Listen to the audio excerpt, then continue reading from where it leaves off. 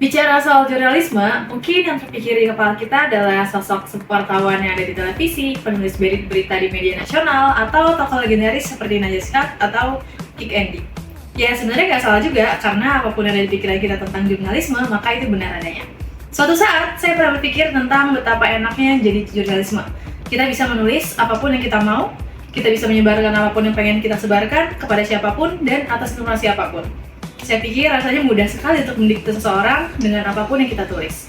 Tapi kemudian saya kembali berpikir, sepertinya jurnalisme tidak sebebas itu untuk dipelihara oleh pihak-pihak yang tidak bertanggung jawab. Setidaknya ada 10 elemen jurnalistik yang harus kita pahami dan harus kita patuhi. Nah, pertanyaannya berangkat dari sini.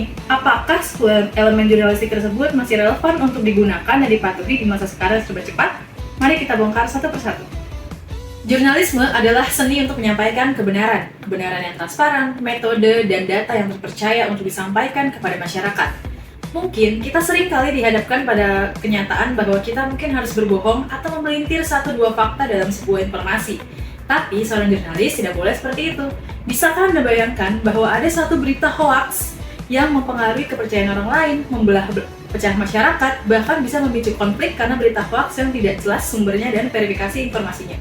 Misalnya, pada saat COVID-19 ada begitu banyak berita hoax tentang imunisasi, tentang vaksin, tentang konspirasi yang beredar di masyarakat, dan ini membuat masyarakat dikotomi menjadi bagian-bagian yang terpercaya dan bagian-bagian yang tidak percaya. Bisa Anda bayangkan, satu fakta yang dibelokkan dan dipelintir menjadi sebuah hoax bisa sangat mempengaruhi keadaan dan dinamika masyarakat. Nah, sebagai jurnalisme, kita tidak boleh mencederai informasi dan berita dengan tanpa adanya kebenaran yang menimbulkan hoax. Inilah alasan kenapa jurnalisme adalah sebuah seni untuk menyampaikan kebenaran berdasarkan data dan metode, bukan merupakan teori orang yang sedang bosan ataupun mengada-ngada. Laporan Reuters Institute Digital News Report 2022, sebanyak 68% masyarakat Indonesia mengakses berita dari media sosial, dan pada tahun 2022, Databooks mencatat tingkat kepercayaan masyarakat terhadap media sebesar 77%.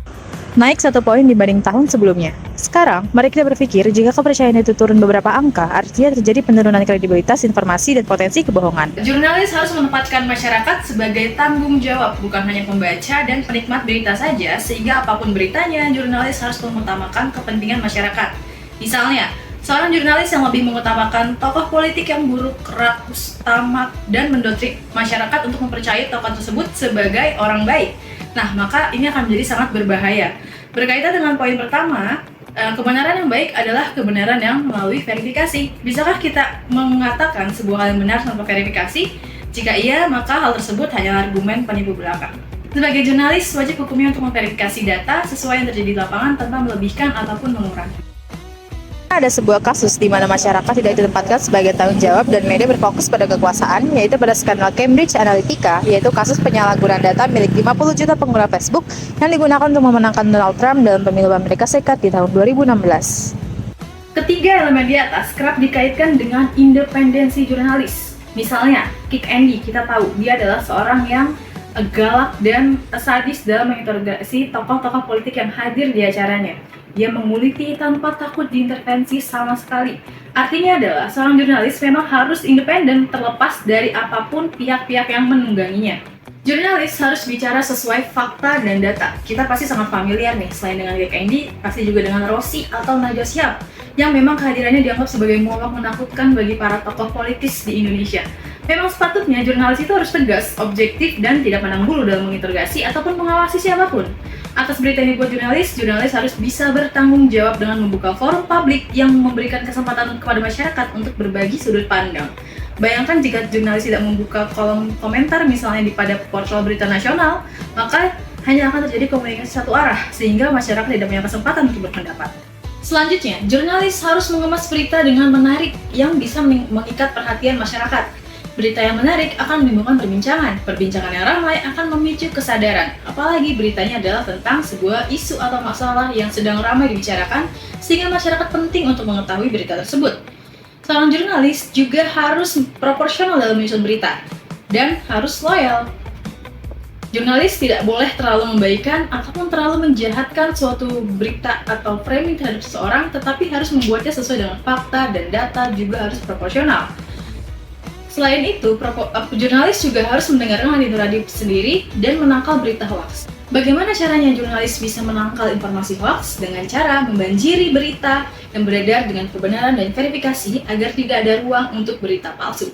Bohongan, misinformasi, tunggangan kepentingan, pemukulan jurnalis, pengancaman, tertutupnya ruang kritik, terbatasnya ruang diskusi, dan sederet masalah jurnalisme yang terjadi ketika elemen jurnalisme tidak dipatuhi. Kita sedang berada di era siapa saja bisa menjadi jurnalis dadakan yang bermodalkan handphone dan media sosial, mengetik seenaknya, mendikte semaunya, dan menyebarkan seluas-luasnya. Akibatnya, informasi menyebar tanpa verifikasi. Sekarang kita kembali ke pertanyaan awal. Masih relevankah 10 elemen jurnalisme di masa kini? Jelas, masih relevan dan akan selalu relevan. Jika seorang jurnalis kehilangan, meninggalkan, atau melanggar salah satu saja elemen jurnalisme, maka akan terjadi pemukulan informasi dan menyebabkan cedera jurnalisme. Dampaknya bukan hanya kepada jurnalis itu sendiri, tetapi juga memberikan efek domino negatif bagi masyarakat, yang bisa saja menyebabkan adanya intoleransi, masyarakat yang terpecah belah, masyarakat yang kebingungan, cemas, bahkan memicu konflik. Jurnalisme yang baik adalah jurnalisme yang melibatkan 10 elemen tersebut, dan tidak ada jurnalisme yang baik tanpa 10 elemen tersebut.